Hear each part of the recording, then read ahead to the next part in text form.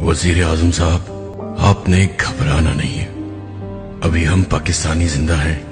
Petrol तो सरकारी मिलता है आपको, सस्ते महंगे से क्या फर्क पड़ेगा। बनीगाला में लाइट भी नहीं जाती, हमारी जाती है रोज 10-10 घंटे, और हजारों रुपए के बिल भी आते हैं। चावल महंगा, आटा महंगा, दवाइयां तो नाकाबिले खरीद है, लेकिन हमारे लिए, आपके लिए नहीं। आपने नहीं घबराना। आपके घर पानी भी आता है, टैंकर नहीं डलता। आपके भाई को बिला वजह कोई उठाकर लेके नहीं जाता, और तावान भी नहीं मांगा। आपने नहीं घबराना। आपकी वालदा ने अभी रोज कोर्ट के चक्कर नहीं लगाए, और आपकी बेटी का नाम तो जैनब भी नहीं है। आपने नहीं घबराना। वजीर आजम साहब, आपने नहीं घबराना। आपने कौन सा घर का किराया देना है, कोई भत्ता भी नहीं लेता आपसे।